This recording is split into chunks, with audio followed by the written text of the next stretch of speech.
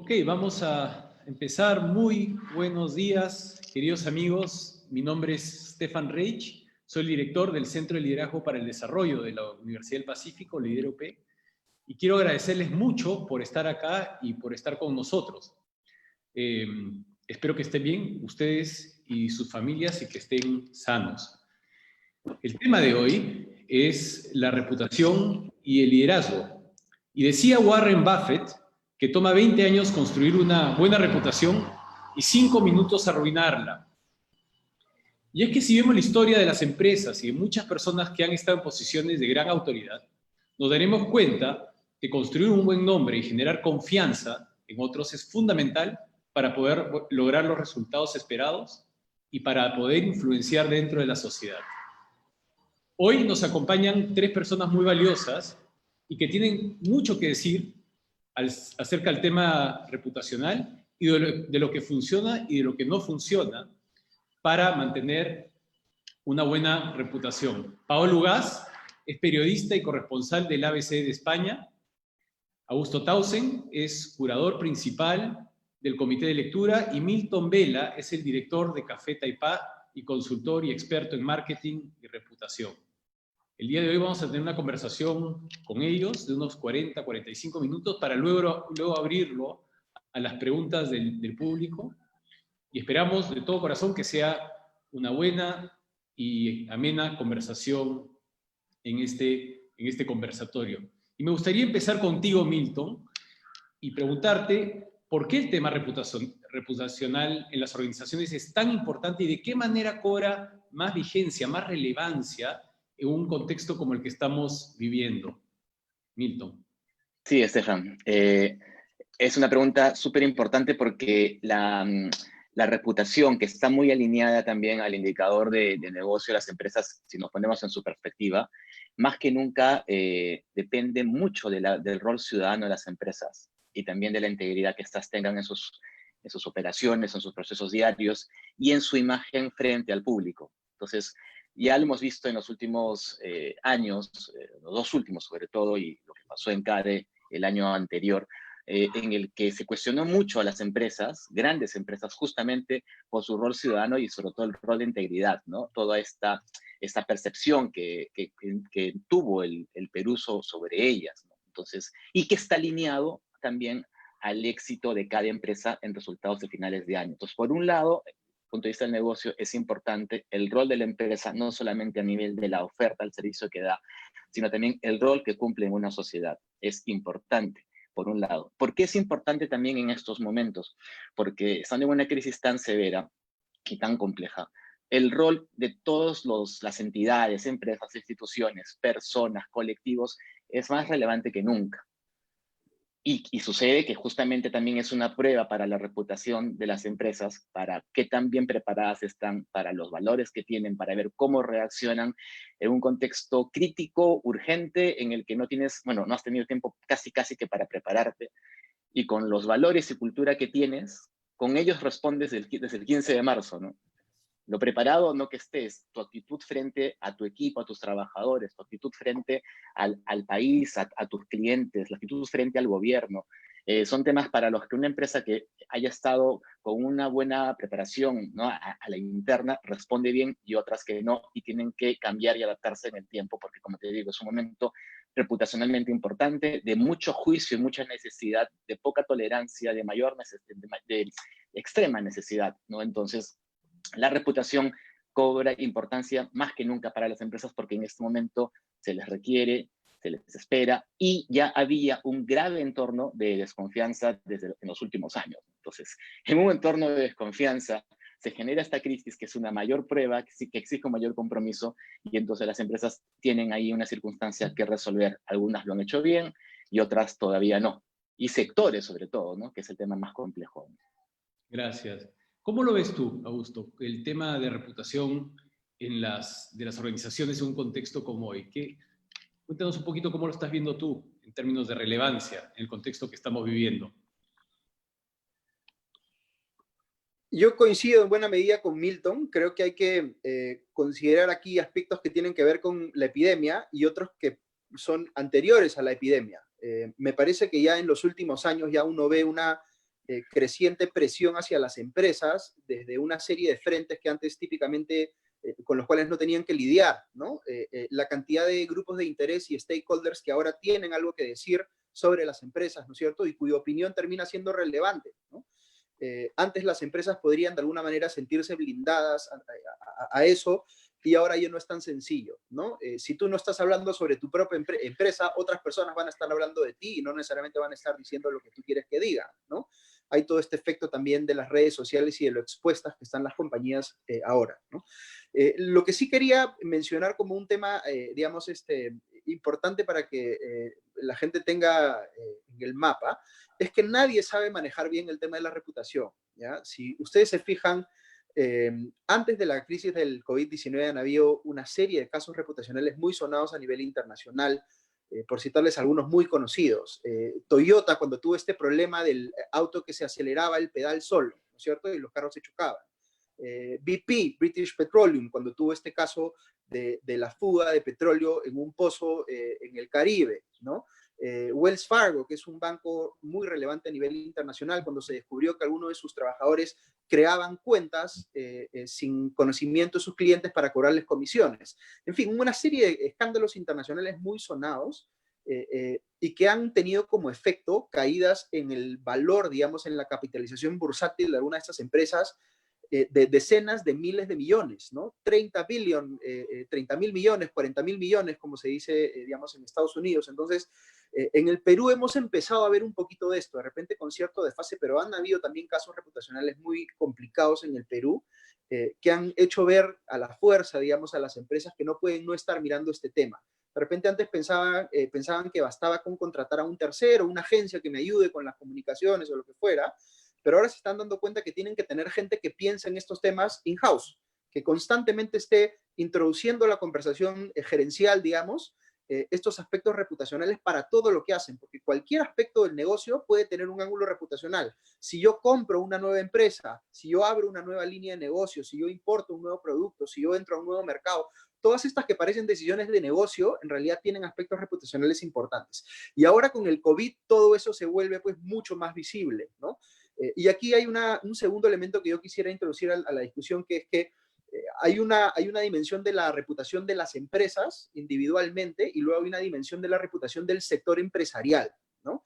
Y yo creo que las empresas hoy tienen que estar pendientes de las dos, porque una empresa o un gerente podría decir, bueno, mi empresa no está tan en el foco, digamos, nadie me está atacando ahorita específicamente, pero si no se fijan con lo que está pasando con el sector empresarial en general y este cuestionamiento, digamos, a la legitimidad, a la reputación del sector empresarial como un todo, creo que las consecuencias van a ser bien peligrosas para las empresas en general, no solamente para las que estén más visibles. Gracias. Pau, tú eres una tuitera feroz y con muchos seguidores, y quería preguntarte cuál es el impacto de las reputacional de las empresas en las redes sociales.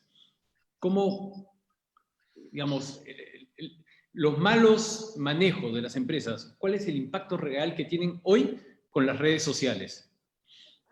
Yo creo que yo compararía un poco, digamos, no es un tema, yo le agregaría lo que ha dicho Milton y Augusto, a otra cosa más en el tema de reputación de empresas, o cómo ven las empresas en general en el mundo y en el país, que reaccionan a las crisis o reaccionan a lo que está pasando de acuerdo a su visión del mundo. Entonces, yo creo que deberíamos aprender de lo que pasó en el país hace 2 años con la crisis del niño, ¿no? Con las inundaciones que hubieron, y que ahí, por un momento, la visión de las empresas, los periodistas o los políticos, no sé qué, ¿no? Verdes contra azules, rojos ¿no? contra marrones o qué sé yo, este enconamiento se dejó de lado y hubo una fluidez entre gobierno, empresa, fuerzas armadas, sociedad civil, que realmente yo me acuerdo de eso y realmente fue muy emocionante, y hasta ahora me emociona al hablar de ello porque siento que eso fue una gran cosa que se dio y que ayudó muchísimo a mucha gente, además de que, claro, no solo es que ayudabas al norte, sino que sentías que eras parte de un país. Creo que ahorita ese es el problema que está pasando en este momento. Es que nos vemos como partes de un país que no somos, o sea, mi grupo es este, tu grupo es este, tu grupo es este, yo compro mis pruebas rápidas para mí, mis mascarillas para mí, o sea, y el gobierno igualito. Yo no hablo con los empresarios porque si hablo con los empresarios me van a decir corrupto, los empresarios tienen miedo de con quién hablar. Entonces, siento que nos falta ahorita ver que somos parte de un país y que debemos todos sumados hacer algo para que esta nueva ola, esta ola que fue genial y maravillosa en esa época, se vuelva a repetir, porque no está pasando. Hay iniciativas individuales, ¿no? Hay iniciativas de un lado del gobierno, un lado los políticos, ¿no? Y incluso los políticos ahorita el Congreso y el Ejecutivo se están peleando, entonces siento que tenemos que buscar una manera en la cual ahorita se genere una ola en la cual realmente nos sintamos parte de un todo y que en verdad todo este virus nos ataca a todos y tenemos que, y no todos con la misma manera y con la misma intensidad, pero yo siento que deberíamos ver que las facciones, políticos, empresarios, gobierno, ¿no? Sociedad civil deberían pensar más en buscar algún eje que los integre. ¿Y qué mayor eje que combatir esta pandemia? ¿Y hay algún sector, te hago la pregunta a ti, Augusto, hay algún sector que sientes que, en base a lo que está diciendo Pau, esté manejando mejor esta crisis, que esté saliendo mejor parado a partir de esta crisis? A ver, yo siento que en general está habiendo muy poca comunicación del sector empresarial. Creo que la poca comunicación que ha habido ha sido errática, se han cometido algunos errores, ha habido algunas declaraciones que han sido cuestionables, y siento que se necesita un esfuerzo mucho mayor del sector privado para decir lo que está haciendo, porque digamos, algunas personas que tenemos un conocimiento un poquito sobre promedio, sabemos de las prácticas, de las iniciativas, de las formas de ayudar, digamos, que están implementando las empresas, y de alguna manera nos llama la atención que no se esté contando eso, ¿no? Por supuesto no son todas, ¿no? También hay empresas que, como en todo, ¿no? El empresariado es como cualquier otro grupo social. Hay gente que es más altruista y hay gente que es más egoísta. Y lo que termina pasando, digamos, es que si los que son altruistas no cuentan lo que están haciendo, no hay, por utilizar un término apropiado por el momento, no hay efecto contagio, ¿no? Lo ideal sería que la gente se anime a contar lo que está haciendo y que eso genere un efecto contagio en el sentido positivo, que más empresas se sientan, digamos, en la necesidad de contar y de hacer, sobre todo, porque no se trata solamente de contar, ¿no? Uno sale a contar cuando tenga algo relevante que ya hizo, ¿no es cierto? Y que merece ser contado. Por supuesto que si salimos a contar cosas que no merecen la pena, más bien va a generar el efecto contrario, va a hacer que la gente diga, esto es puro marketing, ¿no es cierto? Acá no hay nada en el fondo, ¿no? Entonces, dicho eso, yo sí siento que hay un reto bien grande a nivel gremial, ¿no? Los sectores tienen que involucrarse y organizarse mejor para salir a contar las cosas que están haciendo y que se conozcan iniciativas como, por citar a una, Hombro a Hombro, que es una iniciativa del sector privado para, digamos, canalizar ayuda y de alguna manera aprovechar toda la capacidad logística que tiene el sector privado para empezar a entregar, por ejemplo, kits de apoyo a las familias en situación de vulnerabilidad, ¿no? Entonces, si estas iniciativas no se difunden lo suficiente, las empresas que no saben qué hacer tampoco se dan cuenta que existen estas oportunidades para apoyar, ¿no? Por eso mi recomendación en general es que sí, se tienen que hablar estas cosas, se tienen que decir con mucho tacto y con mucha empatía, porque tampoco es conveniente para las empresas mismas salir a asumir una posición un poco, digamos, soberbia o arrogante de mira todo lo que estoy haciendo, ¿no? Los protagonistas no son las empresas, ¿no? Los protagonistas son las personas a las que hay que ayudar. ¿Cómo lo estás viendo, Milton? ¿Cómo estás viendo la performance, digamos, reputacional del sector privado en esta crisis? Sí, Estefan, yo quería sumar algo a lo que ha dicho Paola y Augusto, porque han tocado temas muy, muy claros, pero hay un tema detrás, creería yo, que hay que analizar, justamente por el caso del niño costero y ahora la desunión o poca integración que hay de sectores, ¿no? Y partiendo del niño costero, si lo ponemos en contexto, hablamos del año 2017. Y económicamente, a nivel de crecimiento del país, o sea, no había mayor problema. Claro, se complicó muchísimo, fue una crisis prácticamente nacional, todo el norte súper complicado. Las empresas se unieron, pero si pensamos en la pirámide Maslow corporativa, a nivel de la parte básica, ¿no? De rentabilidad y sobre todo la rentabilidad de cada empresa, no estaba amenazada, ¿no? O sea, era un contexto favorable para las empresas con un problema nacional. Entonces me sumo. Ahora, si pensamos en la rentabilidad y en la pirámide de Maslow de las empresas, o sea, la base está compleja y algunas ya quebraron, ¿no? Y otras están en un tema sumamente retador y complejo y amenazadas. Entonces, si en el ADN peruano, por decirlo así, no estás junto a mi estabilidad y mi seguridad, la de mi país, voy a optar por mí. O sea, bueno, que está bien que opte por mí, pero quiero decir, no me importa el resto porque necesito salvarme y me da lo mismo. Entonces, ese es un punto importante en contexto, que es cuando yo estoy bien y puedo apoyar, y cuando no lo estoy, cuál es el ADN cultural que tengo para apoyar, a pesar de que yo también estoy mal. Punto uno. Y punto dos, es justamente en El Niño Costero, algo que también, y como comenta Paula, fue súper emocionante e importante. Veías varias empresas, inclusive de competencia, que se juntaban y lanzaban un mensaje, ¿no? O sea, tenías, me acuerdo mucho, claro, Telefónica o Movistar, ¿no? En Tel se sumaban juntos en un mensaje, o sea, eran avisos completos, igual los bancos, ¿no? Ahora eso no se ve, o sea, cada uno está por su lado y pueden hacer obras, pero no es lo mismo. Y ahí también sucede algo. El año 2017 no se había dado la crisis de Odebrecht. O sea, recién, que además marcó un nivel de confianza total, o sea, es un hito a nivel de crisis, o sea, regional, ¿no? O sea, y Gloria, no sé si fue antes o después, Credit Corp, o sea, han habido muchas crisis que han hecho que las empresas, y ahí entra lo que comenta Augusto, ¿no? O sea, tienen mucho recelo en contar lo que se hace porque automáticamente pueden pensar que es por interés o porque quieres figurar, ¿no? Recuerden también cuando el ESP lanza este aporte de los 100 millones, todos a él, ¿no?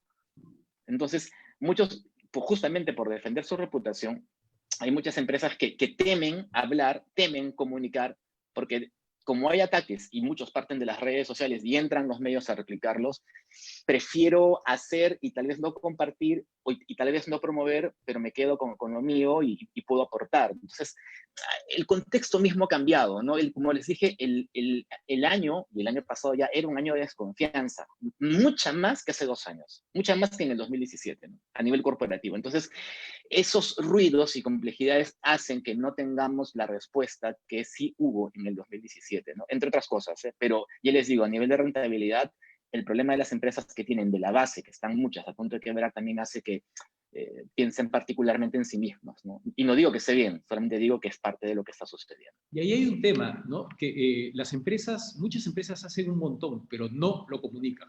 ¿Por qué? ¿Por qué muchas empresas se sienten cortas?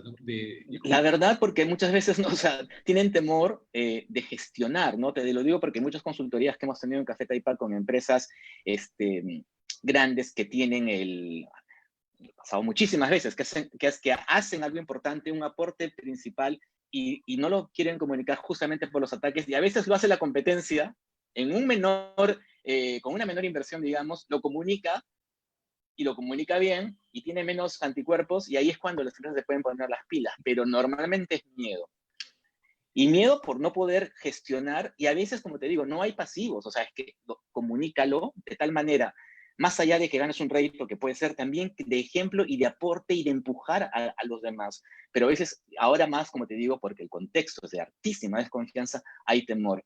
Y temor porque tienes, claro, a los troles que pueden hacer un trending topic y eso se convierte en noticias, pero también, y esto es una educación que deben tener las empresas de diferenciar cuál es un ataque relevante, porque sí tengo un problema de transparencia, porque tengo un problema de, digamos, algún cuestionamiento fundamentado, y otras veces es que sencillamente la gente está reactiva y te va a pegar, pero tienes que saber responder. Inclusive si es un líder de opinión y sientes o sabes en el análisis que no está bien fundamentado, tienes que saber responder. Pero las empresas no responden, prefieren callar, y al final pues todos estamos un poco cuidándonos y protegiéndonos, pero no se genera este espíritu de cuerpo que es tan necesario ahora, y lo que tenemos es particularidades de cada uno tratando de resolver la crisis, y así no se va a lograr. Súper. Saltemos un poco a otro sector, a la política. Pao, ¿cómo ves la reputación del Ejecutivo, del presidente en este contexto? A ver, digamos, para hablar del gobierno y de lo que le ha explotado en la cara, no sería justo decir que es la culpa del gobierno de Vizcarra, digamos, que recibió la presidencia de casualidad, ¿no? Yo citaría un artículo que acaba de salir en The Guardian hace 2 días, donde se cita al economista Hugo Ñopo, que dice que el contrato social en Perú se rompió hace mucho tiempo, nadie se preocupó en arreglarlo, y ahora con la pandemia del COVID-19 nos ha explotado en la cara. Dicho esto, igual siento que el gobierno de Martín Vizcarra y los ministros sí necesitan tener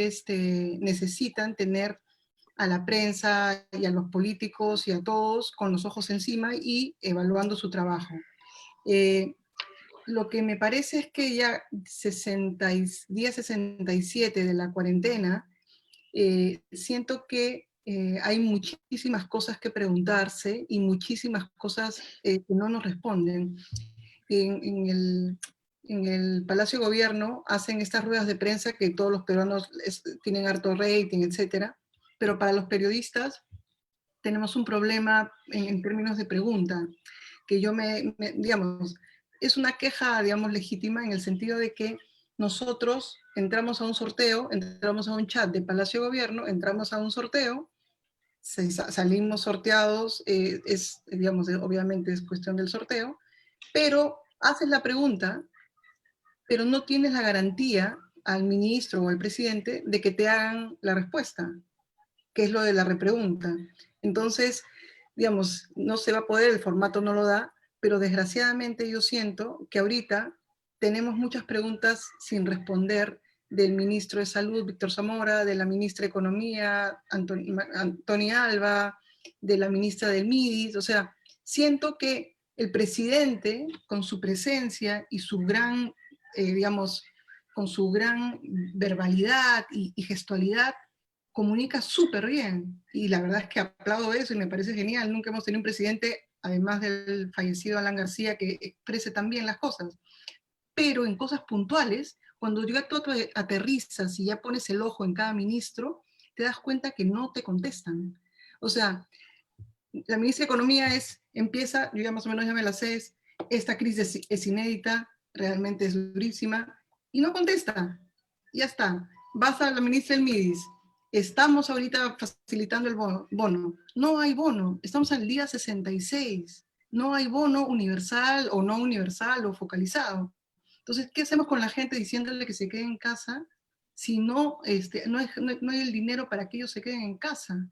Entonces yo ahí sí hay que jalarle las orejas al gobierno, porque si no se pueden tener los fondos para quedarse en casa, no les podemos obligar. Por eso es que el alcalde de Lima, que es otro que realmente ha jalado el examen en esta crisis, ha dicho ayer con toda la frescura, como si él no fuera el alcalde de Lima, que la cuarentena en Lima se ha roto de facto. Y se ha roto de facto porque tenemos que sobrevivir, porque la gente tiene que salir a comprar, a vender sus cosas. Por eso estamos viendo gente vendiendo mascarillas, vendiendo alcohol en las calles, porque son gente que vive en una economía informal. Obviamente de ese nivel sabe mucho más a gusto que yo, pero el 70% de nuestra economía es informal. Entonces no le podemos pedir a un país tan heterogéneo, quédense en casa y yo me quedo sentado en mi Palacio de Gobierno. No, tenemos que pedir ya acciones puntuales. No nos basta con una conferencia de 3 horas. Tenemos que exigir respuestas concretas. Y en un país digamos, de compartimentos estancos tan marcados, ¿no? Como es el Perú, Augusto, y también donde hay tanta desconfianza, ¿tú qué te imaginas que debería ser el sector empresarial para acercarse más al Ejecutivo, para generar mayor confianza con el Poder Ejecutivo?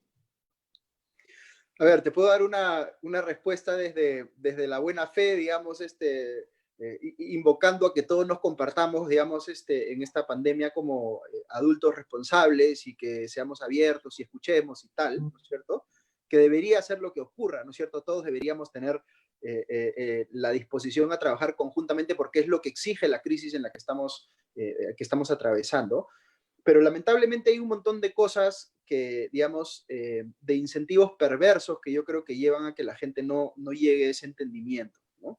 Y solamente para complementar con lo que decía Pau sobre el tema político, si hacemos un análisis desde el public choice, ¿no es cierto?, que es el análisis económico aplicado a la política, ¿no? Lo que necesita conseguir un político son votos, ¿no? Mientras que lo que necesita conseguir un empresario o una empresa es vender, es dinero, ¿no? Al político le resulta mucho más obvio la relación entre su reputación personal y los votos, ¿no es cierto? Necesita gestionar su reputación personal para conseguir esos votos. Al empresario no tanto, porque el empresario puede pensar, bueno, mi reputación puede ser buena o mala, pero si yo sigo vendiendo, más o menos estoy bien, ¿no? Lo que va a pasar ahora es que las empresas se van a dar cuenta que van a tener que ser más como los políticos. Van a tener que gestionar su reputación porque sus ventas van a depender de su reputación, ¿ya? Pero habiendo hecho, digamos, ese entre paréntesis, me parece que lo que está pasando hoy, si uno lo ve desde una perspectiva más fría, es que todo el mundo está velando por su propia reputación y por cómo va a quedar parado después de la crisis, ¿no es cierto? El gobierno naturalmente está preocupado porque siente que todos los reflectores lo están apuntando a él, ¿no es cierto? Y si no hacen las cosas bien, cualquier posibilidad de continuidad para la gente que hoy está en el gobierno se ve severamente limitada, ¿no es cierto? Continuidad democrática, me refiero, nada de reelecciones ni cosas por el estilo. El Congreso, por otro lado, sabe que su reputación está mellada y también quiere de alguna manera aprovechar la circunstancia para mejorarla. Y el empresariado me parece que en esa situación está como que no sabe bien qué hacer, ¿no?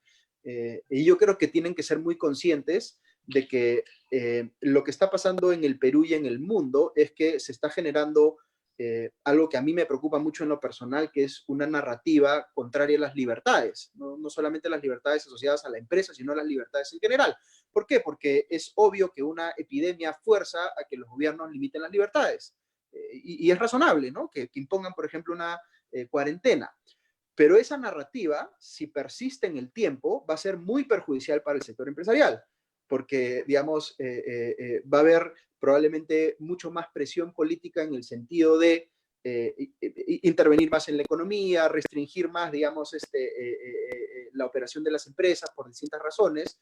Entonces, creo que las empresas se tienen que dar cuenta que finalmente son un actor político, quieranlo o no. O si no quieren verse las empresas individualmente, al menos los gremios, tendrían que entenderse como un actor político, y ese actor político tiene que defender las posiciones de la empresa, tiene que defender la libertad de empresa. Y si no está participando activamente en esa discusión, tiene todas las de perder, porque el poder político, tanto en el Ejecutivo como en el Congreso, va a aprovechar populistamente, o se puede esperar que aproveche populistamente la crisis para jalar agua para su propio molino, y eso no va a dejar a la empresa en una situación, creo yo, auspiciosa. Y eso es, creo que en el Perú, digamos, a los empresarios le tienen un poco de temor de estar cercanos a la política, y eso es natural. Hemos visto, han habido varios escándalos de cercanía de empresarios con políticos, pero una cosa es estar cerca de los políticos y otra cosa es entender o participar en política, ¿no? En el sentido positivo del término.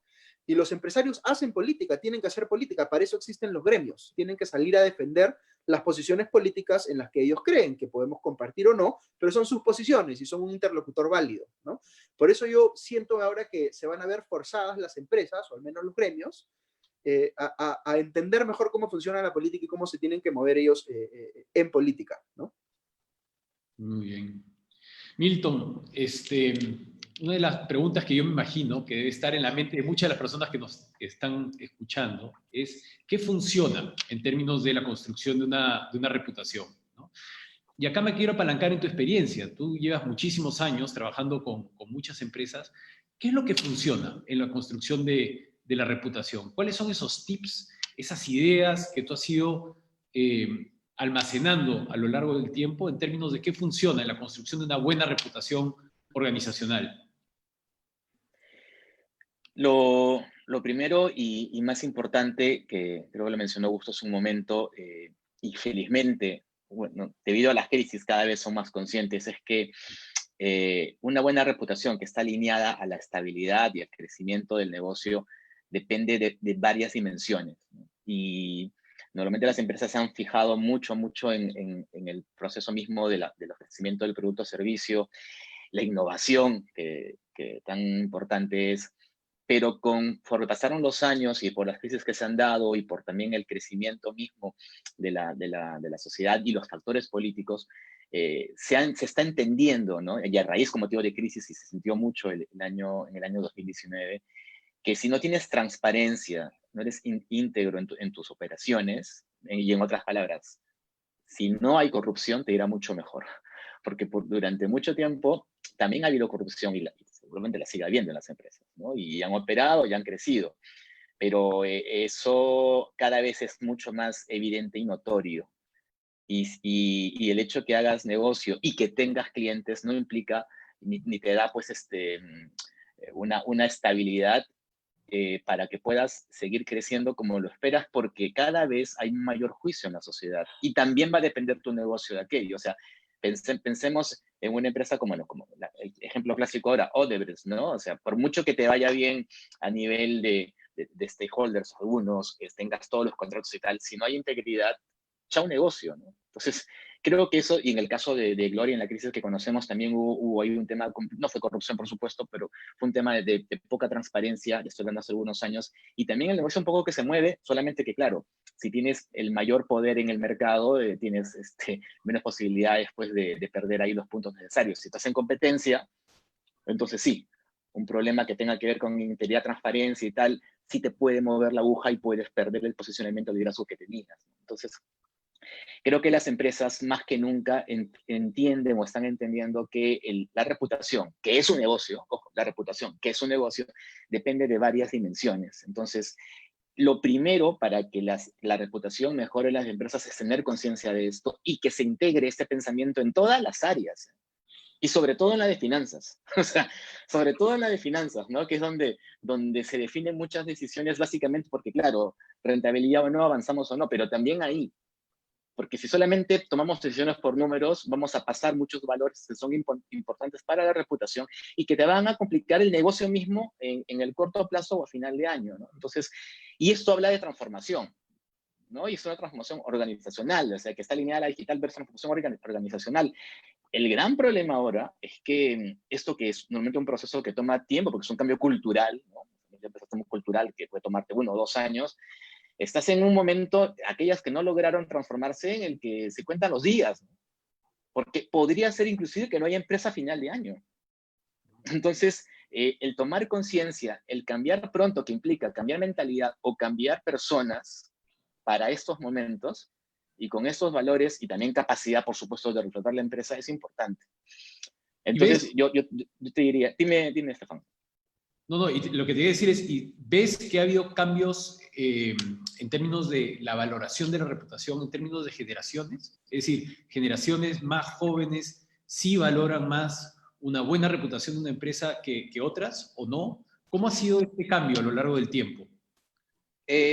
Mira, si partimos por generaciones y hablamos, digamos, de millennials en adelante, millennials en adelante, y esto es una tendencia general, sí que hay un cambio porque también hay una exigencia, ¿no? O sea, está varios estudios, o sea, hay uno, el estudio de competitividad de ADECO, justamente los globales, ¿no? Desde el 2018, 19 y 20, y sobre todo los dos últimos, te hablan de la necesidad de que las empresas tengan un propósito claro para que justamente sean más atractivas de los mejores talentos, ¿no? Te hablo por generación de millennials y también los centennials, aunque era todo eso ya se trastocó porque con esa pandemia se acabaron muchas tendencias, pero sí había una valoración y era otra perspectiva, o sea, que ingresaban a las empresas personas que por la generación en la que están y el mundo que han encontrado son más exigentes con ese punto, y se esperaría que al llegar a cargos de dirección, y digo se esperaría porque estamos hablando de 30, 40 años más o menos, se generen estos cambios, ¿no? Porque sí pasa, y en algunas empresas familiares también, que depende del valor de la empresa a nivel de la familia y cómo ha evolucionado para que estos valores, si son buenos, evolucionen y se mantengan, y si no son tan buenos, tengamos los problemas que también enfrentamos, ¿no? Entonces, ahí también te digo que es lo que haya sido hasta marzo de este año en adelante, ya sea que tenías la generación correcta o con los valores correctos y tal, la circunstancia es la siguiente: tienes poco tiempo para cambiar, poco tiempo para decidir. Es más, ya estamos tarde porque ya pasan 2 meses. Entonces, quienes aún estén con ese pendiente, que entiendan que sí hay una necesidad de poder salvar el negocio, pero el después de, que es el corto plazo también, te lleva a tener una empresa totalmente en lo posible, íntegra, transparente, con operaciones claras, porque la reputación te la están midiendo todos los días y el hecho de que salves el negocio ahora no implica que lo mantengas en adelante. Mucha línea también con el trato a los trabajadores, que es importantísimo, ¿no? También ahí, y que hemos visto ahora bastantes reacciones de las positivas y las que no son tanto, ¿no? Porque a nivel reputacional, imagínate, ¿no? Salvas tu empresa en el corto plazo del coronavirus, bueno, por ahora la salvas. Ha habido un pésimo maltrato a tus trabajadores a los que los has despedido porque lo tienes que hacer, depende de cómo los hayas despedido, si le has reconocido los derechos o no. Y piensa en el próximo año, ¿no? Si es que sobrevives. ¿Qué talento va a querer venir a ti, si es el mejor talento y dependes de aquel, para poder subsistir si no has tenido la mejor reacción a nivel país y a nivel laboral, ¿no? Entonces, el tema es complejo y es corto el tiempo para poder decidir. Mucho, y hay algo importante, ¿no? Estudio de Edelman de este año justamente por el coronavirus. Ahora, más que nunca, el liderazgo a nivel de los CEOs es importante y clave. Decisivo, ¿no? Porque ellos tienen la última palabra y tienen muy poco tiempo, pero lo que se diga, lo que ellos digan, se ejecutará. Hablabas del tema de valores, ¿no? Yo creo que el tema de reputación está muy amarrado al tema de valores y hablabas del tema de la transparencia. ¿Hay otros valores que toquen fibras en los peruanos, que los peruanos como colectivo, digamos, realmente apreciamos en las organizaciones? Yo, mira, es que hablamos de valores y crisis y este momento, y yo creo que más que un valor, un sentimiento, que es el sentimiento de mi familia, ¿no? De las familias, de la importancia que las empresas manifiesten en los clientes, en las personas y en sus familias, es súper importante, ¿no? De que sienta que todas las entidades que tengo enfrente, desde el gobierno, las empresas, piensan en mí, piensan en mi gente, en los que dependen de mí. Y esto va mucho, muy, muy ligado al tema de la empatía, ¿no?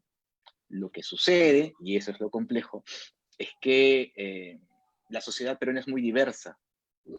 Y si yo soy una empresa, tendría que pensar en valores muy generales, pero al momento de acercarme a cada estrato, digamos, a cada una de estas diferentes colectivos sociales, el trabajo se hace más complejo, ¿no? Porque una cosa es cómo te dirijas. Pensemos en el mensaje del Día de la Madre, ¿no? O sea, no voy a decir marcas, pero hay un mensaje por el Día de la Madre ahora en plena crisis, ¿no? En la que ves a una mamá en un balcón, plano cerrado, hablando con mucho sentimiento del problema que vivimos, y resulta que ese plano cerrado era una mamá que está en un balcón.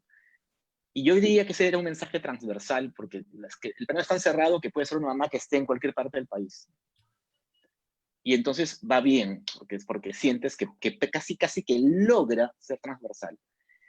La competencia lanza un comercial pues de una mamá, o de varias mamás, y ves en la ambientación de departamentos y tal, y es sector B, A y B, ¿no? Y no digo que esté mal, pero lo que voy es que ya la empresa se olvidó de sus clientes, de las otras clases sociales, ¿no? Que fácil que no tienen techo, literal, ¿eh? Fácil que no tienen techo. Entonces, ahí se rompió la conexión. Y esto parte desde la empresa, quien generó la idea en la agencia de publicidad, desconexión total, ¿no? Y te estoy hablando de una empresa masiva, de alcance masivo, ¿no? Entonces, la empatía es súper importante, pero es compleja a la vez porque el Perú es diverso. Entonces, ahí es un gran reto, ¿no? Logras, buscas, encuentras el mensaje transversal que sabes que va a conectar con la gran mayoría, o segmentas, pero hay varios mensajes, aunque diferentes, con el mismo sentimiento, pero llegas a diferentes públicos. Hay un tema ahí, ya es un tema ya de comunicación también que es importante, ¿no? Y algo más, han habido empresas que se comunican por comunicado, valga la redundancia, ¿no? Hay otras empresas que se comunican por su gente, y otras que se comunican, y es lo mejor también, por su gerente general que da la cara. Uh-huh.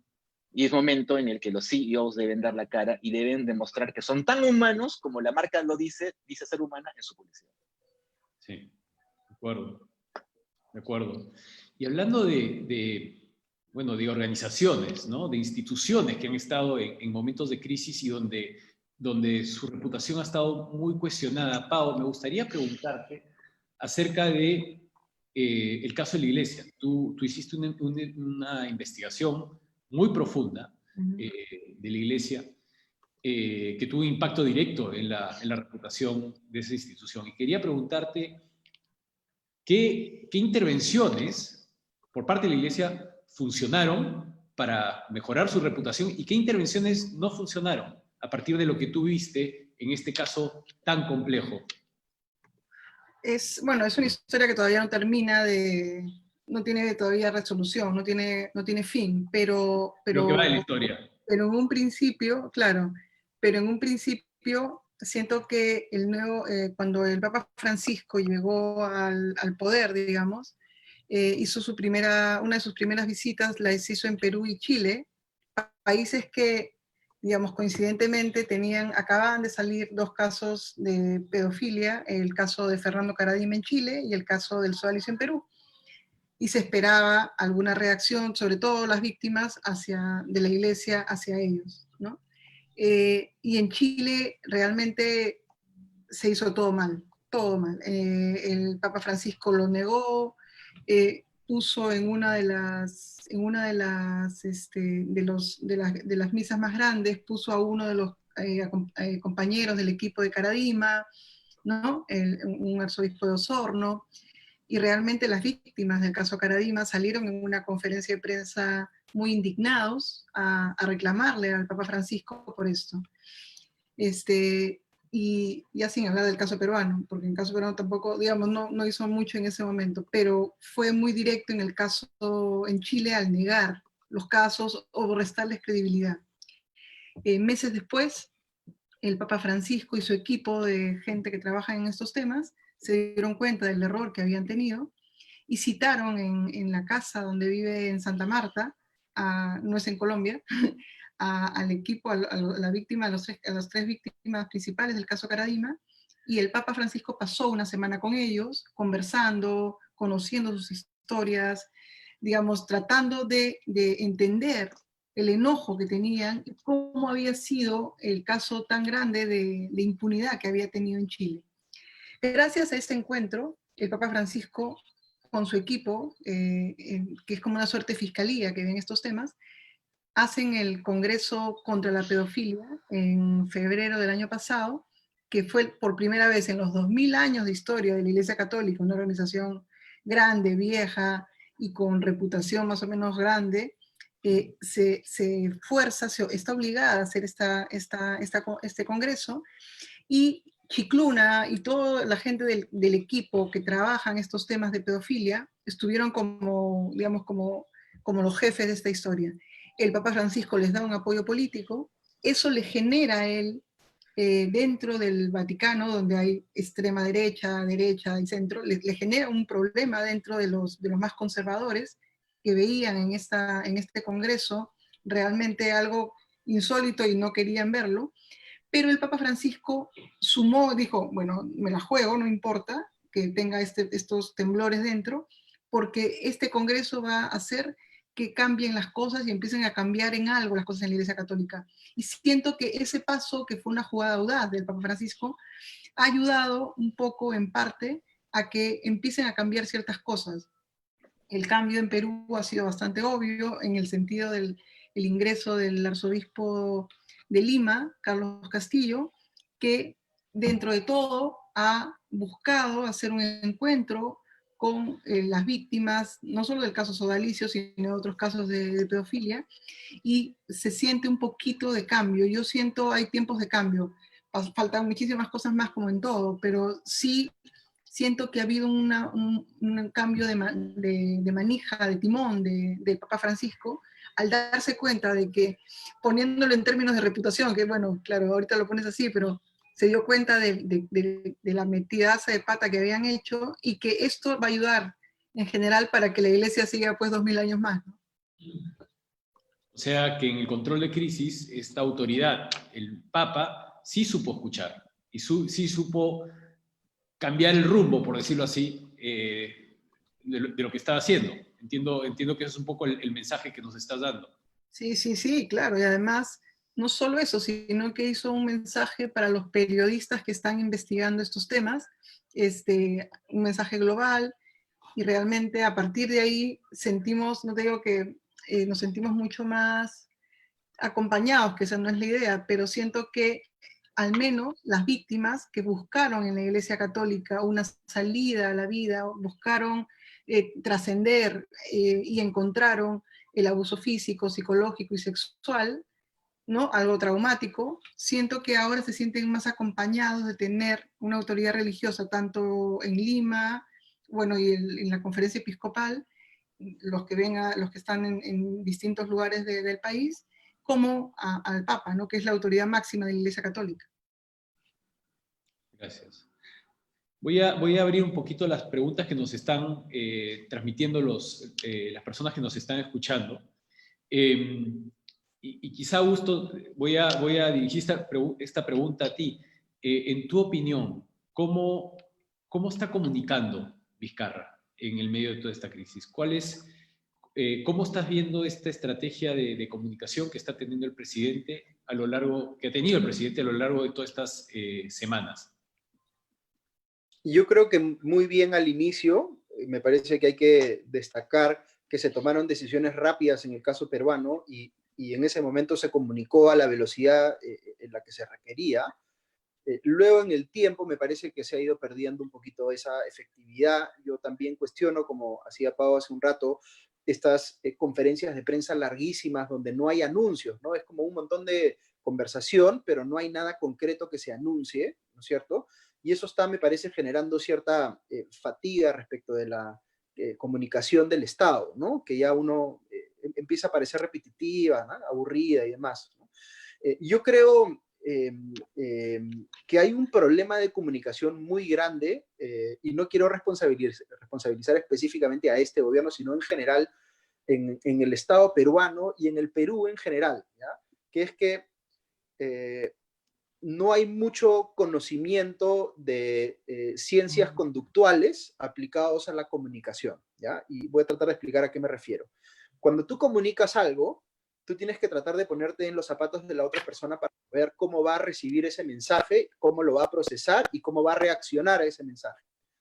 Si tú simplemente consideras que el mensaje está bien escrito, que es claro, digamos, que está bien redactado, pero no te pones a pensar cuáles son los efectos que va a producir, digamos, en interlocutor, puede terminar pasando lo que pasa aquí en el Perú, que se dan leyes, se dan normas y la gente finalmente no las cumple. ¿Por qué? Porque nadie se puso a pensar qué incentivos generan esas normas, ¿no? O en qué sistema de incentivos, en qué contexto se dan, digamos, esos pedidos de que la gente se comporte de tal o cual manera. Y eso es lo que ha pasado, por ejemplo, con la cuarentena en el Perú, ¿no? La gente le dice, el gobierno dice, todos quédense en su casa y súbitamente se ve que la gente está saliendo como si no pasara nada. ¿Por qué?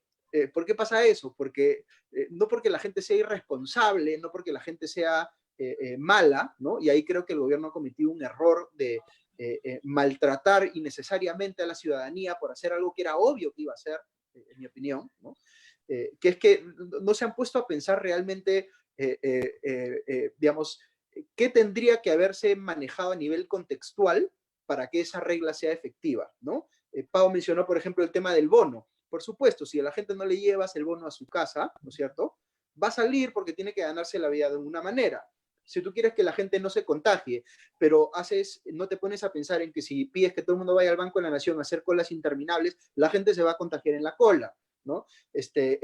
Si no quieres que la gente se contagie yendo a comprar alimentos, pero no haces nada con los mercados, ¿no es cierto?, se van a contagiar en los mercados. Entonces, hay un montón de, digamos, de cosas de cómo está diseñado el sistema de incentivos y cómo es el contexto, que me parece que no están siendo tomadas en cuenta en la comunicación. Y por eso llama la atención que se sorprendan cuando se dan cuenta que la gente no cumple las reglas. Por supuesto, porque las reglas no han entendido todo ese contexto que tienen las personas cuando toman decisiones, ¿no?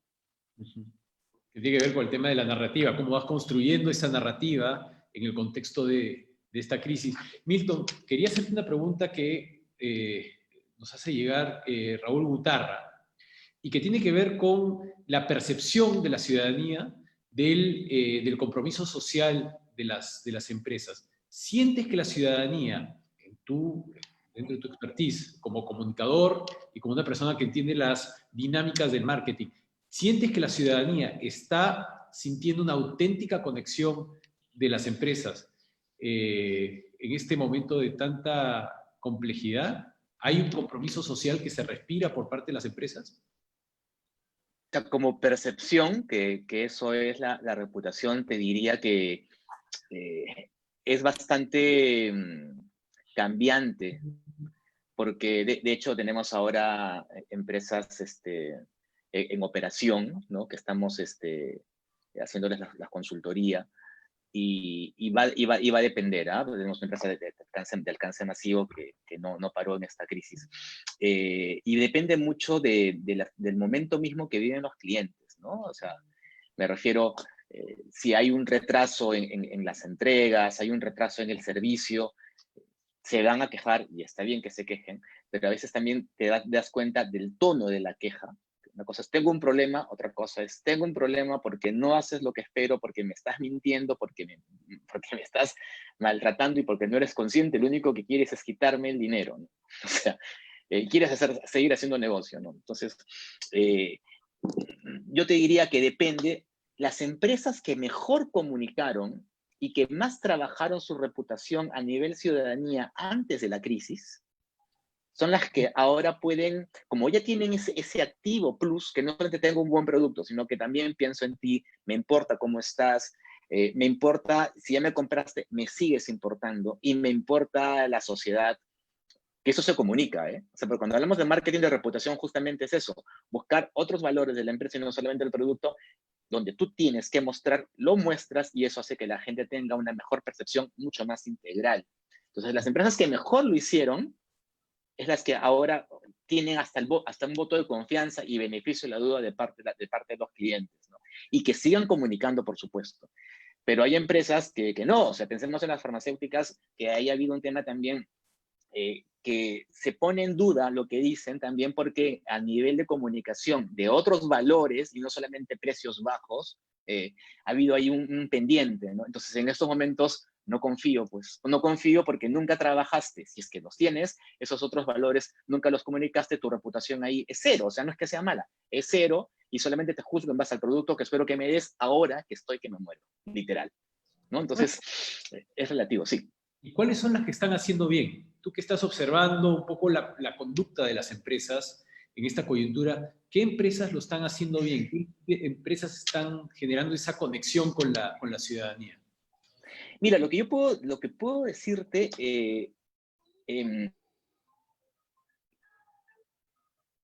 Ay, te nos fuiste, Milton. ¿me escuchas? Ahora sí. Hola, ya. Hay que verlo por momentos, ¿ya? O sea, quiero decir, en las 2 primeras semanas, la reacción de las empresas a nivel de su comunicación y también de sus acciones comerciales y hacia su gente, fue el ADN puro lo que tenían. O sea, no tenías tiempo para prepararte, tenías la crisis enfrente, te cerraron el país, lo que comunicaste era tu ADN puro. Y ahí hay casos, pues, relevantes, importantes, como San Antonio, que es de los más referenciales. O sea que, de hecho, en el webinar que tuvimos con Rubén Sánchez contó toda la historia, que ya estaban preparados. O sea, lo que vimos fue una reacción que ya estaba preparada, pero porque hay una cultura ahí bastante fuerte e importante. Y contrastamos con un Renzo Costa, que fue también de lo más relevante, o un Cineplanet, al inicio de la crisis. O sea, es ADN puro, ¿no? Claro, una cosa es el ADN puro en 2 semanas, pero luego pasa un mes y donde de pronto ya no puedes pagar ni siquiera a tus trabajadores. Ahí hay otro nivel en el que tienes que ver si tienes que despedir o la suspensión perfecta, cómo la comunicas, cómo la transmites, o cómo te reinventas, o cómo renuevas o encuentras una alternativa, que fue lo que pasó con Casandina, con el mismo San Antonio. Y ahí tienes otro manejo reputacional y ahí la gente te va a entender, te va a creer o no.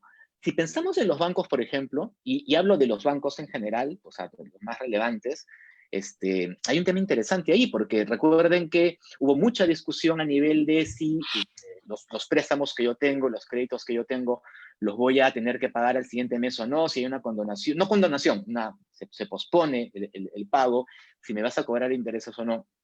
Y en un principio sí que me posponían el pago, pero igual tenía que pagar más intereses, ¿no? Eso fue general, ¿eh? Fue general. pero luego la gente reclamó y el mismo gobierno también pidió que estos intereses no se cobren por esta prórroga, y los bancos reaccionaron, ¿no? Entonces, yo creo que aquí, mira, si una empresa tiene la suficiente preparación o la tuvo para poder reaccionar a la crisis, en buena hora y tendrá una buena percepción. Si meto la pata, si me equivoco, si lo hice mal y tal, va a pasar y puede ser una crisis y te van a juzgar, pero lo que importa ahí es el nivel de reacción, ¿no? O sea, quiero decir, me equivoqué, cambio, tengo esa medida, que es algo que pasó con los bancos, ¿no? A nivel del tema de créditos. Entonces, ahí, como te digo, depende del ADN de cada banco, perdón, de cada empresa, y cómo ha ido cambiando, evolucionando, adaptándose lo más rápido posible para que la prestación sea diferente. Y algo importante también, que es reputación pura, y donde sí entra mucho el feedback de Internet, ¿no? Porque deben haber ahorita muchas investigaciones de mercado, todas son digitales, o sea, ya no hay nada que sea en la calle. Y hay mucha percepción que tú recibes y estudios que recibes de la gente, pero hay un día a día que está en las redes sociales que tienes que saber interpretar. Digo, saber interpretar, porque no puedes tomar todo al pie de la letra de lo que se dice en Twitter. Facebook de pronto hay un poco más de sinceridad, digamos, o menos trolls, pero sí tienes que saber interpretar, porque lo que tu cliente te dice, lo que tu cliente te reclama, es como también deberías reaccionar al día siguiente. Y tal vez no solo tu cliente, los colectivos en general, la ciudadanía, ¿no? Entonces, ahí yo creo que es importante esa escucha para que las empresas evalúen qué es lo que deben de cambiar, qué es lo que deben mejorar, dónde tienen que ponerle más énfasis para que su reputación sea la mejor. Gracias. Y hablando de empresas, quería preguntarte, Augusto, bueno, quería pedirte que nos hables un poquito de las empresas Sistema B, porque muchas de las personas que nos están escuchando no conocen las empresas de Sistema B. Y creo que sería muy valioso que nos cuentes un poquito acerca de la filosofía de esta comunidad de empresas. Cuéntanos un poquito. Buenísimo. Me encanta la pregunta porque creo que es un tema bien importante para tratar en estos días, ¿no es cierto? Hay empresas que filosóficamente creen, digamos, que el objetivo principal que tienen es con sus accionistas, es generar rentabilidad y devolverle dinero o utilidad, digamos, a sus accionistas. Y luego hay empresas que se ven a sí mismas más como un agente de cambio positivo en la sociedad, ¿no? Son empresas que hoy se les dice mucho empresas con propósito, ¿no es cierto? Organizaciones que entienden que su principal función es hacer algo positivo, ¿no es cierto? Contribuir de alguna manera positiva con cubriendo alguna necesidad o satisfaciendo algún grupo de personas, ¿no? Este tipo de empresas, por supuesto, también aspira a ser sostenible financieramente, a ser rentable, pero no es lo principal. La rentabilidad financiera es una consecuencia, de alguna manera, ¿no? Es una consecuencia de preocuparse, digamos, también en igual medida por los temas de impacto social y por los temas medioambientales, ¿no? Por eso se habla mucho de estas empresas que tienen de triple impacto, ¿no? Que generan impacto financiero positivo, generan impacto social positivo y reducen su impacto medioambiental, ¿no? Yo tengo una posición muy personal que de repente no es compartida por la mayoría de quienes nos están escuchando, pero yo tiendo a pensar que todas las empresas debieran verse así. Y no es porque digamos, porque sea un crítico del capitalismo ni nada, es porque yo entiendo de repente el capitalismo de una manera distinta. Yo creo que la principal virtud del modelo de libre mercado es que es un modelo que remunera la empatía. Milton hablaba hace un ratito de la empatía, ¿no es cierto? ¿Por qué remunera la empatía? Porque a ti te va bien como empresa, como organización, si tú identificas una necesidad ajena y le das satisfacción a esa necesidad ajena. El elemento central del libre mercado no es la competencia entre empresas, es la cooperación entre la empresa y aquella persona o grupo de personas cuya necesidad satisface. En esa cooperación, digamos, la médula de esa cooperación es la empatía y la confianza, ¿de acuerdo? Entonces, las empresas tienen que entenderse principalmente por cómo impactan a la sociedad de manera positiva. Y si eso les permite tener una vida larga en el tiempo y generar rentabilidad en buena hora, pero no es lo principal, ¿no? Gracias. Y Pao, para ir cerrando esta agradable conversación, quiero hacerte la pregunta que seguramente está en la mente de muchas de las personas que nos están escuchando. ¿Qué va a decir el presidente en unos minutos? ¿Ah? Bueno, Todavía no confirman si va a haber conferencia de prensa, ojo. ¿Eh? Antes de empezar este webinar, pregunté en el chat de Palacio de Gobierno y no contestan. Asumo porque están reunidos. ¿Qué cree que va a decir? A ver. No, yo creo que es una decisión bien compleja. No quisiera estar en los zapatos de Martín Vizcarra en ese momento. Y creo que la cuarentena como tal, como figura gorda hasta fin de año, hay que visualizarse mejor en cuarentena hasta diciembre, con algunas liberalidades, por regiones quizás, pero la verdad es que no, todavía no se ve la luz al final del túnel. Si ven el mapa, estos mapas de calor que están sacando, ¿no?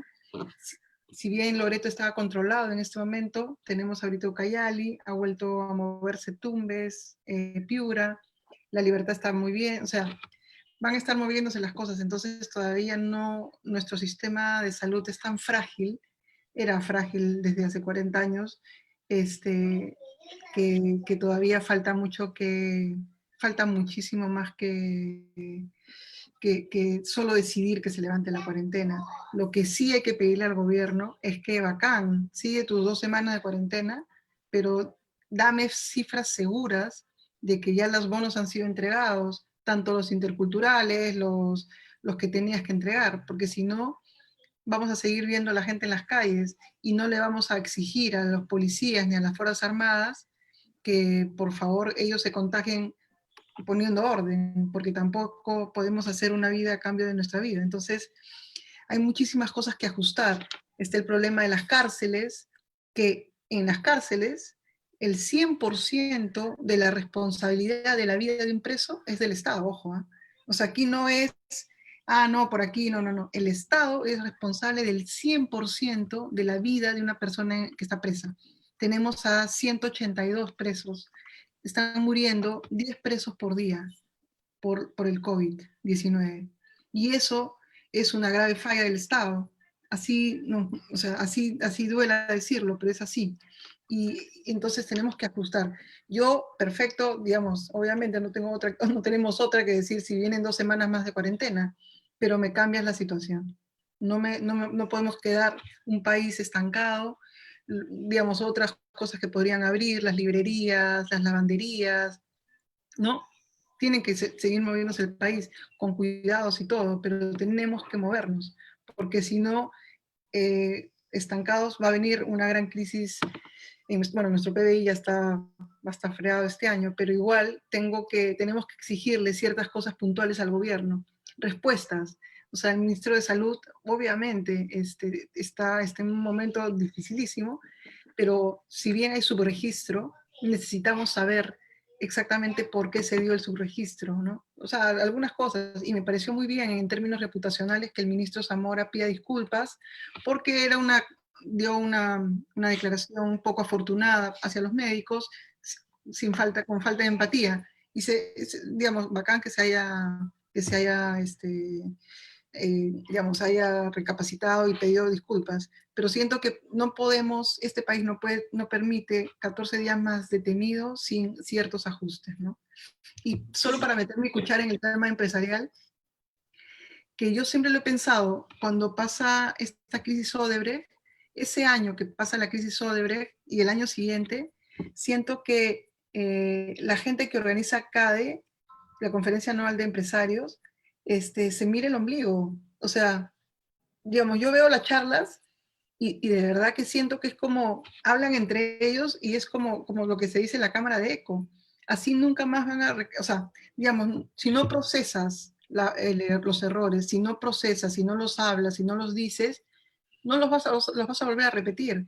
O sea, bacán, pasó Odebrecht y realmente nos remeció a todos como sociedad, a todos. O sea, aquí nadie se quedó, todos así remecidos. Pero los CADES que siguieron, a mí me da, o sea, de verdad que no podía creer que seguían, claro, me imagino, obviamente no me imagino un CADE donde ha ido antes, que inviten a Gustavo Gorriti, ¿no? Porque ahora es como el demonio, ¿no? El diablo con patas. Han habido CADES que lo han invitado, pero digo, algo tienen que escuchar que no sea lo mismo que se escuchan, porque o sea, cada CADE, de verdad, desde la crisis de Odebrecht, me parece menos interesante que las anteriores. Y a mí me parecía un espacio bien interesante para ver y escuchar a los empresarios. Ahora ya ni siquiera leo digamos, el rol. Entonces siento que si algo deberían hacer este año los empresarios, es este CADE, pucha, bacán, hagan uno pero diferente, ¿no? ¿Se acuerdan el que hicieron de las papitas? Cuando tenían el miedo de que entre Ollanta-Humala, hicieron uno de las papitas, que todos somos las mismas papitas, etcétera. Bueno, algo así deberían hacer, porque realmente para meterle una inyección de cambio, porque realmente una de las organizaciones que ha sufrido más, y sigue sufriendo, y es loco, ¿no? Que sigue sufriendo más fallas de reputación, es la CONFIEP. O sea, la CONFIEP sin COVID estaba mal, pero con COVID también está mal. Entonces, algo está pasando mal, ¿no es cierto? Entonces, siento que en el CADE algo hay que hacer, porque si no, va a seguir lo mismo, van a seguir diciéndose lo mismo, innovación, tecnología, qué sé yo. Pero si no hablas del core, que estás hablando de lo que hacen los empresarios y qué pasó mal, van a seguir como todo igual, ¿no? Me están pidiendo que vayamos cerrando, lamentablemente, porque creo que esto nos abre una conversación tremenda y probablemente muy rica. Pero lamentablemente el tiempo nos ha ganado. Igual quiero agradecerles profundamente por todos los aprendizajes que nos están dejando respecto al tema reputacional y cómo algo que es tan soft, por decirlo así, puede hacer o deshacer una organización de manera tremenda. Perdón, Estefan, solamente sumo una línea nada más con todo lo dicho, en términos Sí. de reputación. Aplica para el gobierno y para las empresas, ¿ya? Que el tono no le gane al fondo. Así es. Ya no importa solamente que lo digas bien, importa mucho qué es lo que vas a decir. Y ahí viene todo lo que comentaba Paola acerca de la transparencia y la integridad, y esto va con lo que vaya a decir el gobierno. Bien que el presidente Vizcarra tenga una buena comunicación, pero si no dice lo que esperamos que diga a nivel de la sinceridad, y tampoco se abre la comunicación para que los periodistas pregunten lo que muchos queremos saber, no le va a favorecer y el país no va a saber qué pasa, y cuando tú no sabes qué pasa, no diagnosticas bien y vamos, ya sabemos qué puede pasar. Bien, muchas gracias. Creo que esto da para más. A lo mejor vamos a pensar un Reputación y Liderazgo parte 2 para seguirla. Pero muchísimas gracias. Creo que esto pone el tema de la reputación sobre el tapete. Es algo que no podemos descuidar. Y quiero nuevamente agradecerles, Pau, Milton, Augusto, por estar acá, por sus declaraciones y por los aprendizajes que nos han brindado. Muchas gracias y ojalá, y nos vemos en 2 semanas con un nuevo conversatorio desde Lidera OP. Muchas gracias, amigos, por estar aquí. Hasta luego, nos vemos. Chao. Chao, chao, chao.